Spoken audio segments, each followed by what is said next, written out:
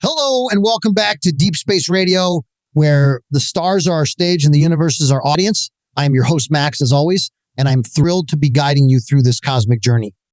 I always like to take the time to remind all of you fine listeners that our goal here at Deep Space Radio is to connect all corners of the settled systems by bringing great entertainment, news and updates, and yes, even the most heart-throbbing, fist-pumping, and head-banging tunes out there. You know, here recently I've had some messages from listeners saying that they heard that the Settled Systems News Network is the only true form of news across the galaxy. And to those people, I just got to say, bite me. You see, here at Deep Space Radio, I have no intention to try and take away listeners from the Settled Systems News Network. Shit. If anything, DSR can and should be a station that complements them. I mean, come on. If it wasn't for the good people at the SNN, I wouldn't be able to comment on all the crazy news we hear around the system. So just remember, there's only one place across the settled systems that gives love to all the factions. And that's right here at good old Deep Space Radio. Anyways, it's time to get on with the show. I've got a quick bit of interesting news for you guys. And this one comes from Neon. Apparently, there was some sort of domestic dispute which led to a man being physically assaulted and his spaceship being stolen.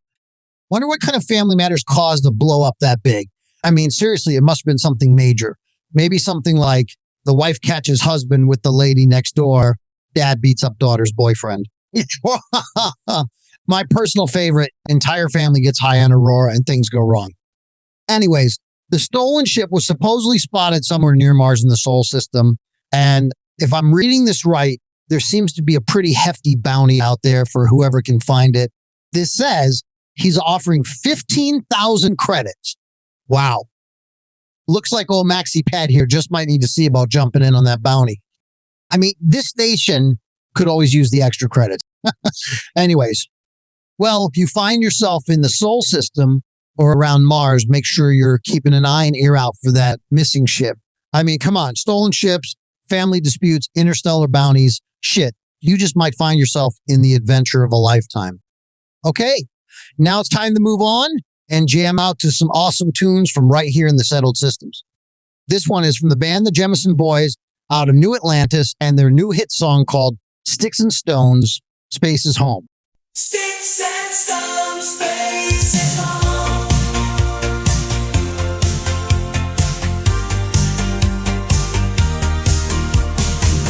Into the galaxy, living on my own. Sticks and stones, yeah, space is home. Leaving all my troubles flying high. I'm gonna touch the stars, reaching for the sky. Sticks and stones, space is home. I'm cruising through the Milky Way with style alone.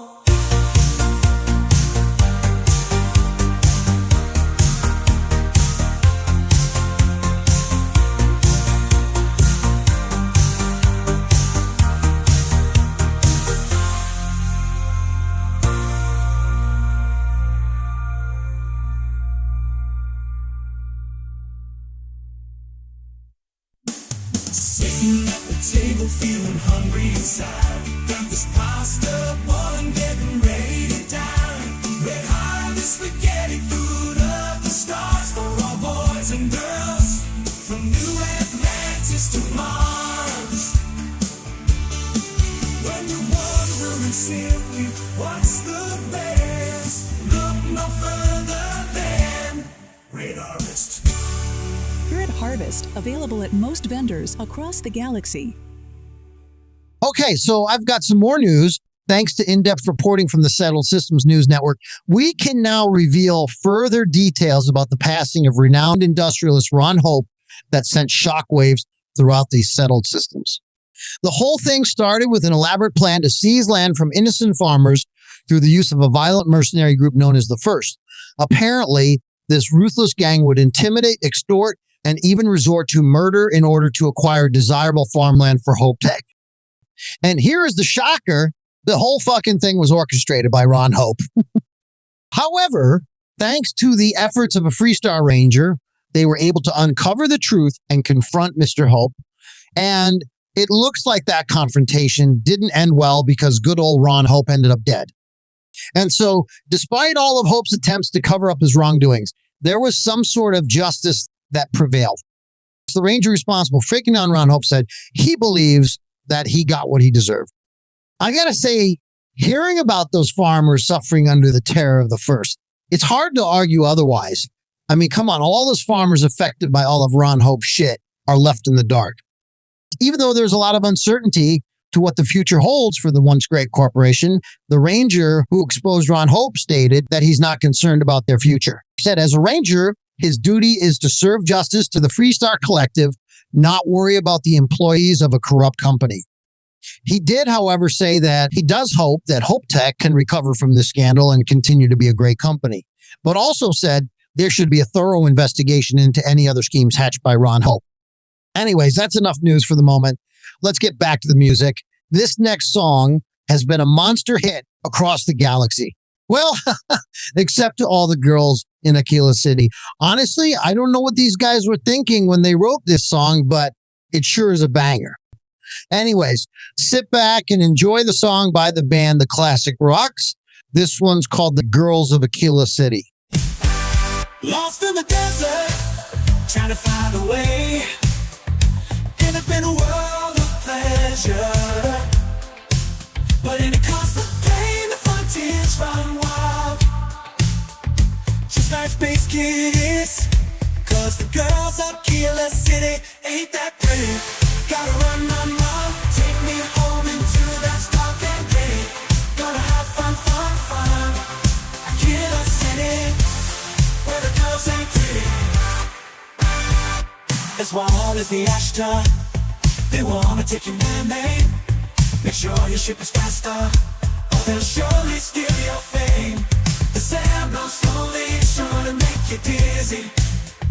Just like Space Kids, cause the girls of Akila City ain't that pretty.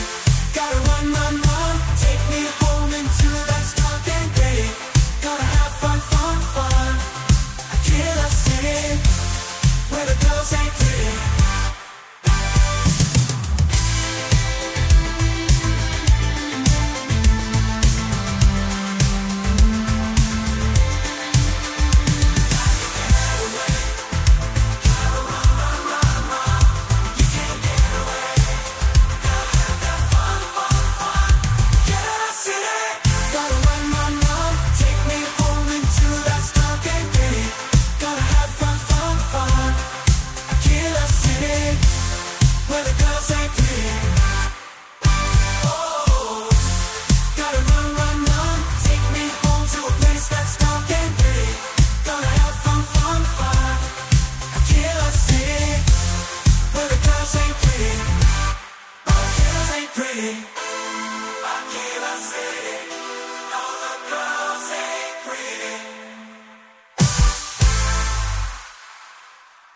Okay, now I've got a really cool treat for you all.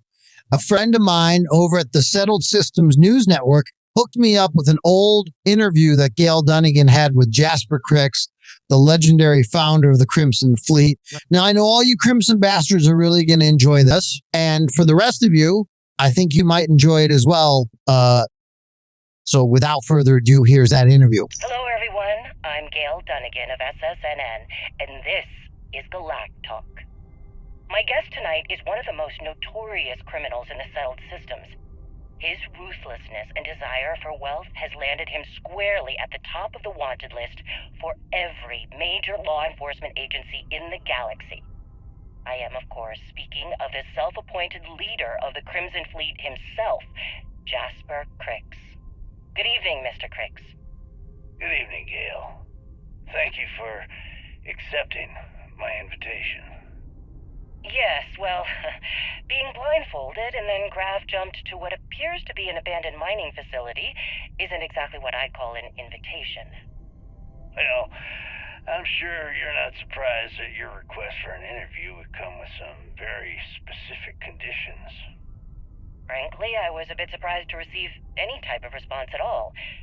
Would you mind telling me why you decided to do this interview?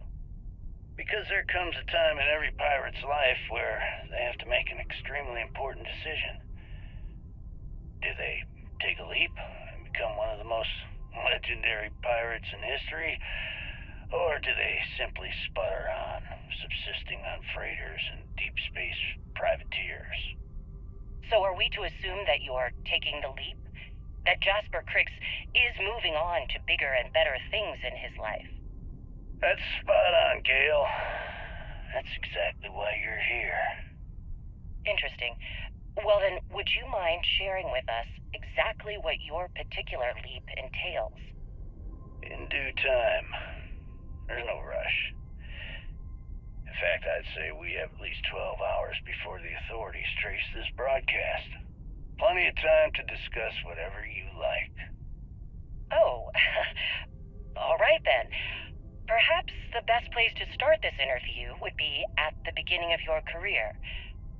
Please, proceed. Where did your stellar rise to infamy begin? In the streets of New Atlantis. No parents, no godparents. Just a homeless punk kid robbing whoever he could for the credits. Were these violent crimes? Murders? I'm a bit offended you even asked that question, Gail. Sure, a few people here and there walked away with injuries, but I'm not some kind of butcher. That doesn't sound as heartless as your reputation would imply. Well, like I said, I was just a kid. Were you ever caught by the authorities in New Atlantis? Oh, dozens of times. I'd just give them a fake name, or they just slap me on the wrist and send me on my way. They obviously didn't think that I'd amount to anything and didn't want to waste their time with rehabilitation. What changed that? Was it the robbery in 2218? 2218. Oh, yeah. The Galbank archives. Very good, Gail. I see you've done your research. That would be when I rounded up a few of my buddies and we knocked the place over. Made off with a ton of credits. My first big score. Is that why the Crimson Scar decided to bring you into their ranks? That's right. They brought me in, taught me the ropes, and I did crimes for them for 5 years. Till I decided I wanted more. I got rid of their leader, put myself in his place, and started running the show. I've been the one in charge ever since. Was it absolutely necessary to cut his throat and leave the body on a public street in the well? On the street, reputation is everything. I wanted everyone in the city to know that Jasper Kryx was taking over. I think they got the message. So tell us about Jasper Kryx's version of the Crimson Scar. All I can tell you is that under my guidance, the Crimson Scar became more influential than every other syndicate combined. Here I was, 22 years old, and I had power, people that followed my orders, and an endless stream of credits. Gail, I have to tell you, I was having the time of my life. So you'd consider extortion, robbery, burglary, kidnapping, assault, and murder to be positive life influences? No. I'd consider them as just means to an end. Those so-called crimes were merely stepping stones until I had enough wealth to buy the Crimson Scar a few spacecraft. Yes, let's talk about that. It appears you weren't satisfied with terrorizing New Atlantis alone. Oh, I've never stopped reaching, Gale. The amount of money we were making in New Atlantis was decent, but the really big scores were in space, on the cargo ships. We're talking millions of credits, maybe more. Who the hell could count it all? Most people assume this is when the UC decided to actively set up a task force to pursue the Crimson Scar. That's correct. Those idiots in charge of the United Colonies were clearly embarrassed that they had allowed the Crimson Scar to make the jump into space. They sent ships after us. Lots of ships. I almost think that they enjoy starting wars. Perhaps this was the first time you had finally reached too far. You could say that. I count my time running the Crimson Scar as a learning experience. I wouldn't say I reached too far. I'd say I reached too fast. Didn't cover all my bases. Made some stupid mistakes. One thing's for certain, though. When I was finally arrested and thrown into the lock, I had plenty to think about. Tell us about your arrest. Oh, my arrest was spectacular. Definitely one for the record books. UC Security sent an armada after our little fleet of ships and picked us off one by one until the remainder of us made it to the wheel. For our listeners' benefit, that was the star station in orbit around Voli that you destroyed just before your arrest, correct? You see, that's what they'd have you believe, but the truth is much less sinister. There was a firefight on the wheel when they tried to bring us in. We holed up, but UC Security unleashed hell. The damage they caused was catastrophic. We only surrendered so we wouldn't die when the station exploded. Well, the UC says you set demolition charges to try and cover your tracks and make your escape. That's their story. You'll have to go with your gut on what you think really happened. Anyway, they took us in and tossed us into the lock. That lovely resort they opened on Suvorov. And you were imprisoned there for how long? Well, it was supposed to be for life, Gale. But I ended up serving 2 years before I decided I'd had enough. Is there any particular reason that you started the riots that eventually led to the worst prison break in United Colonies history? Yes. I'm quite proud of that, actually. I honestly didn't think it would go as well as it did. As for the reason, well, it's simple. The UC were treating us like animals. The conditions in the lock were ridiculously bad and no one cared. That's why they stuck us on that ice ball in the first place. Out of sight, out of mind. Your escape caused the deaths of many that were stationed at the lock. Some would brand that as a bit dismissive for what you're describing as a protest. If you were simply advocating for your fellow inmates, why didn't you just go through the proper channels? And what the hell was I supposed to do? Send a strongly worded letter to my duly appointed representative? Wake up. The UC only responds to actions, not words. In my mind, there was no other choice. You know what? Let's move past my time at the lock so we can get to the point of this goddamned interview. Certainly. Let's talk about something else. How did the Crimson Scar become the Crimson Fleet? After I busted out of the lock, I decided to take things to the next level. I had the key, a few UC ships, and a couple dozen ex-cons at my side. But I needed more, so I sent out the call. Once word got around, it didn't take long for freelance pirates from every corner of the settled systems to show up. And this is how the Crimson Fleet was born. Exactly. The key became our base of operations. We spent months reinforcing our position there, making it nearly impossible to approach. What was the UC's response to the situation? First of all, UC security gave up and handed the reins over to the big guns, the UC Navy.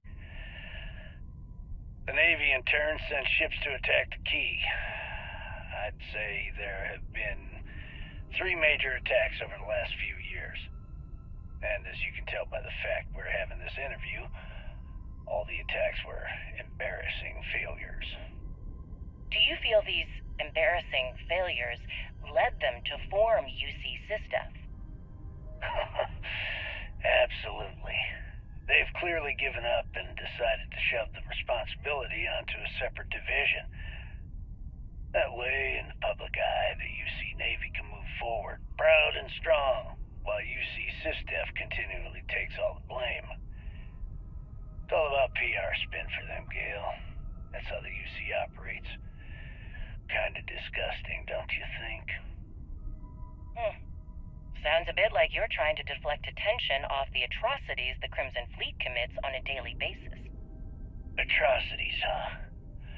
How about fighting the Freestar Collective over a bunch of rocks hanging in space? How about thousands of people dying while a bunch of pencil-pushing bastards sit in a cushy office and draw lines on a star map?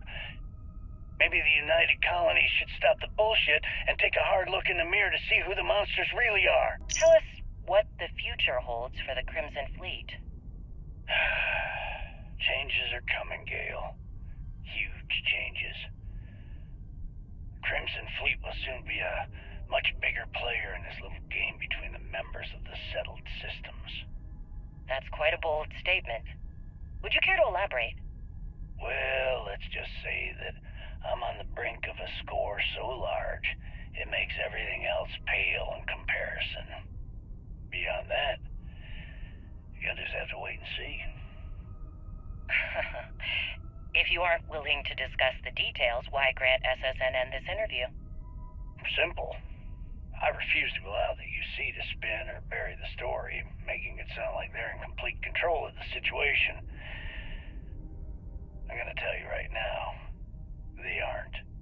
Why does the Crimson Fleet need to make this mysterious move that you're being so evasive about?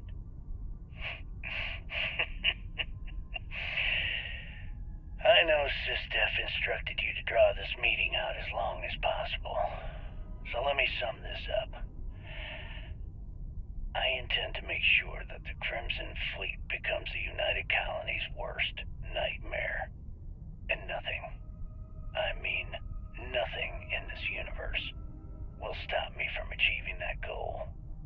There are those that would disagree with you and claim this interview is grandstanding, or worse, a recruitment tool. After all, SSNN reaches every corner of the settled systems, and your aspirations could inspire the directionalists to turn to the fleet. You and the sheep that listen to your garbage can believe whatever the hell you want.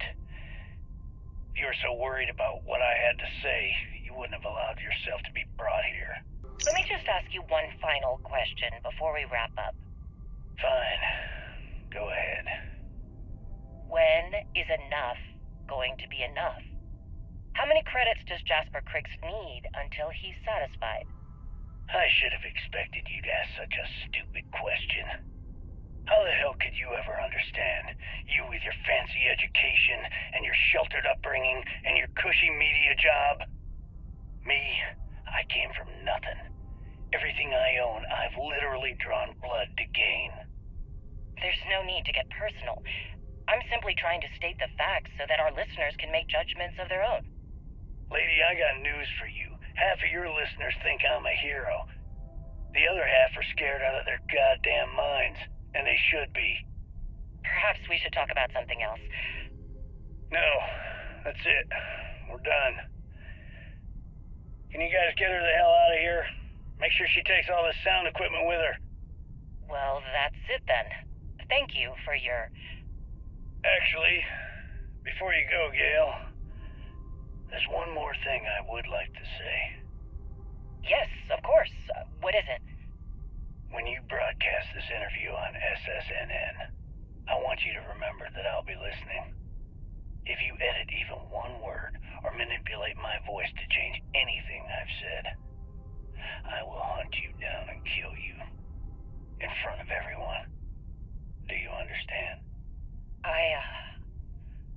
I understand. You have my word. Deep Space Radio. All right, now let's move on to listening to some more tunes. This next song is one that I think you all are going to enjoy. It is a brand new tune that is nestled snug right in that cosmic space folk genre. It is the new hit song from Nova Comet called Lost in the Sol System. Lost in a galaxy, stars all around, in the Sol System, where I can be found. Gravity pulling me, keeping me grounded, exploring the unknown. Where am I bound? Lost in the Sol System, a wonderland unknown, navigating through the stars on my own. In the vastness of space, I'll find my way. Lost in the Sol System, forever I'll stay.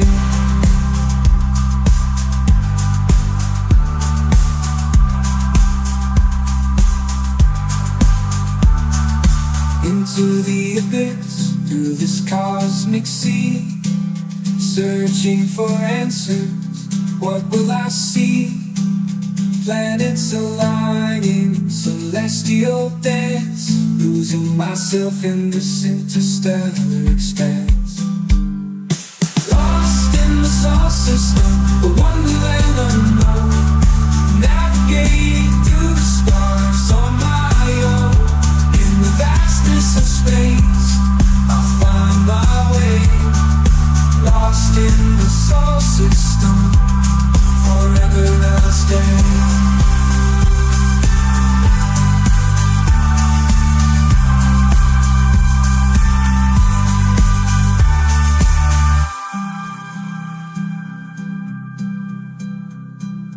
Into the abyss, through this cosmic sea, searching for answers, what will I see?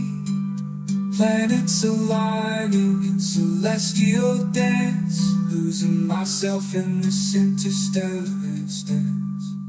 The barren earth wasteland, calling me back home. There's nothing for me there, so I keep trekking on. Stopping inside Onia, to ease my pain, I just can't find peace of mind, so I get lost again. Lost in the Sol System, a wonderland unknown, navigating through the stars on my own. In the vastness of space, I'll find my way. Lost in the Sol System, forever I'll stay.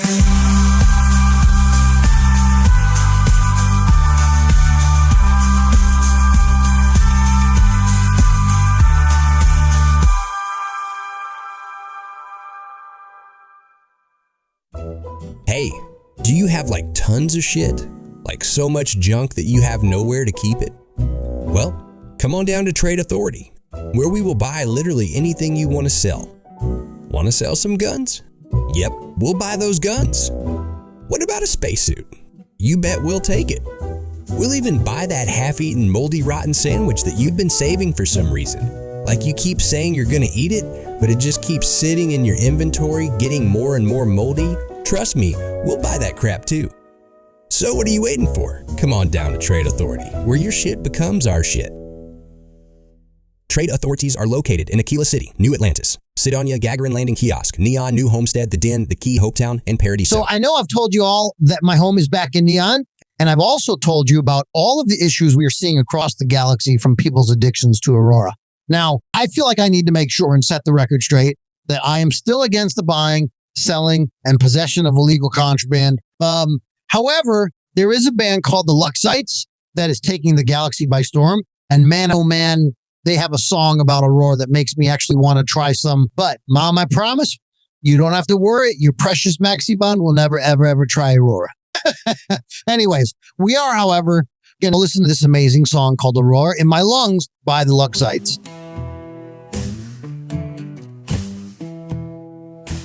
Deep in the night, the neon lights glow. light starts to flow, stepping through the streets of the city so cold. In the future, will my blues unfold? Oh, my lungs are breathing in so deep as it soothes and blends with the blues in this neon dream. The city's alive under the neon glow. Oh, I'm chasing that high.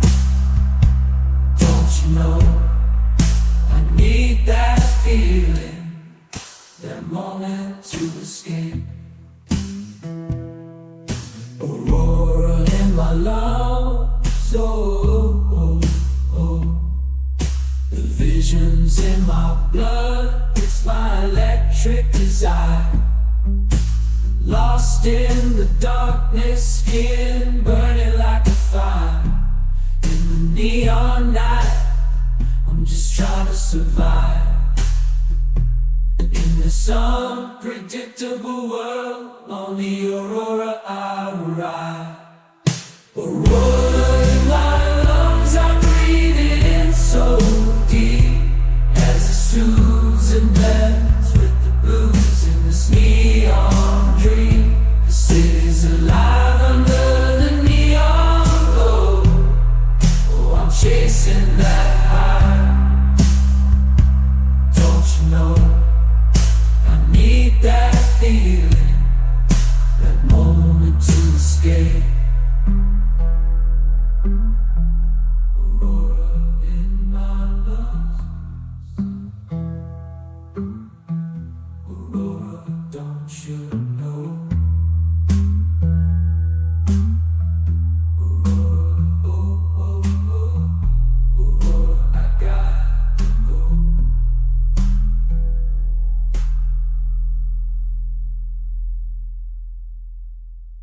Deep Space Radio, where the stars is our stage and the universe is our audience.